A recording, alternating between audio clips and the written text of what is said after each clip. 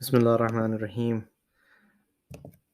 I would like to express a few things about some of the lessons that I recently learned from my hospital visit. But before doing that, I just want to set the stage and say that expressing our gratitude does not have to take much of our time. However, how can we be thankful for something that we never think about? The first step in this regard is to take a moment and think about all the things that we are grateful for. This can be done by writing down a list or simply thinking about them in your head. Every second of the day that passes by, every heartbeat that our heart takes, every breath that we inhale and then exhale, every moment that we enjoy, every time we experience happiness, every second of our life is a gift. We should never take this for granted and always be thankful for what we have been given in life. And I understand it is easier said than done. Oftentimes, it requires serious reflection, and other times, a life event, a life changing event that helps change your perspective towards life. Being grateful is the key to happiness. When you are grateful, it makes you realize how much there is to be thankful for in your life. Just think about this: the ability to speak, the ability to see, the ability to sense. All of these things we take for granted, but these are things that we should be thankful for. And the time that we have without having to worry about other things is a time that we should be thankful for and should spend in the cause of Allah. It also helps us focus on what's important, because when we are grateful for what we have, it keeps us from focusing on what we don't have, which can often lead to envy, jealousy, and other bad things. And these bad things not only impact others, it impacts us the worst. By being grateful and appreciative of all that life has given us, of all that Allah has given us, of all that the Almighty Creator has given us, then we can be truly happy and content with what we have. As Muslims, we pray 5 times a day and thank Allah. But do we really mean that from our heart, from the bottom of our heart? Being grateful is not, it is not just a feeling, but also an action. It's about being thankful for what we have and realizing that it is because of Allah subhanahu wa ta'ala that we have been blessed with them in the first place. Being grateful means that we don't take anything for granted, including our health and family members who support us through thick and thin, through difficult times and good times. And one of the biggest things that we should be grateful for is our iman, the ability to differentiate what is right from what is wrong. And in this regard, I want to share an experience that shook me to the core recently. Each experience in our life gives us the opportunity to reflect, to gain lessons. And I want to share this experience as a sign of thankfulness towards Allah for the lessons and gifts that I've gotten. In Dua Joshin Saghir, Imam alayhi salam repeatedly says after mentioning the gifts and bounties of Allah.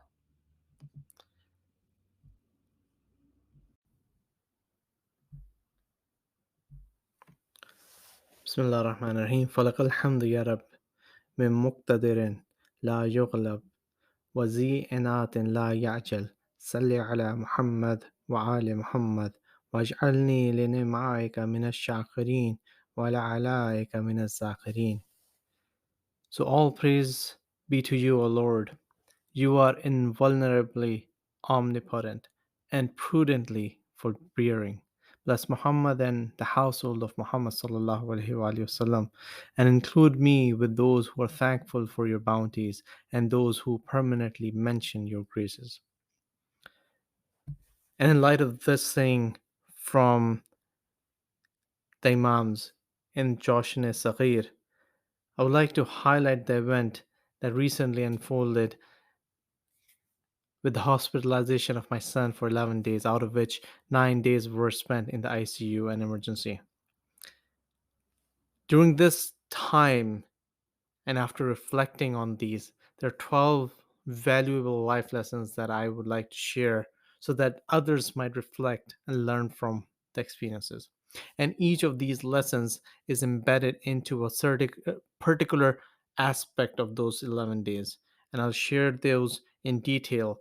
But one summary of these lessons I would like to share here as part of this uh, podcast. First of all, the feeling of helplessness. This feeling that I had during that entire time, it increased my respect a billion times for Imam Hussain alayhi salam. And after that, whenever I recite Ziyarat Ashura, which I've been reciting for the past several months for the freedom of Hijaz, I take it very seriously and curse those who destroyed the household of Sayyida Fatma Zahra and who forced the grandfather to cry and the father and the mother to cry on their son, who devastated the heart of Imam Ali al Islam and Sayyida Fatma Zahra. I curse them from the bottom of my heart because of this feeling of helplessness that I experienced. Secondly, I realized that Allah's power and control over our lives is beyond imagination. It's beyond anything that we can take, we can assume, we can understand. Third, being close to Allah is a very unique feeling that you get when you remove the worldly desires from your eyes. You're very focused on Allah. It's a very different feeling that you cannot get unless you force yourself in that situation. Either you're forced in that situation or you force yourself with real concentrated effort to be in that situation. And when you reach that situation, you realize that the world had stopped and you're focusing on Allah. And this is a very unique feeling. And that's why in Surah Al Muzammil, Allah Ta'ala says, wake up in the morning, early morning hours, when there is nothing happening in the world. Just focus on Allah, because that is when you really connect with Allah. And the fourth lesson that I want to share is we should be thankful for the bounties of Allah. As I mentioned as a preamble, we should be thankful for the bounties, and one of the biggest bounties is life, is the gift of life that Allah has given.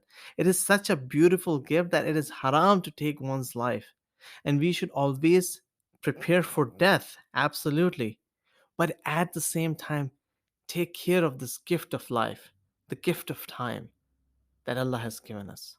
And we'll talk about that more. Fifth, there's nothing that stops in this world. If you separate yourself from the world, if you're not focusing on the world for some time to focus on something that matters more, connection to Allah, being with the family, the world will not stop. Nothing will stop, things will get done. But that time that you create that brings you closer to Allah, that will be so much more valuable when you just focus on that and just realize that nothing will stop if you do that. And number six is keep your promises to Allah. This is important because there are two types of promises. One promise is one that we did at the time that we were in Alam Azhar, that we might not remember, but we have been told about that promise. A promise that we will make an effort, we will recognize Allah, we will support the prophets, we will support the Imams.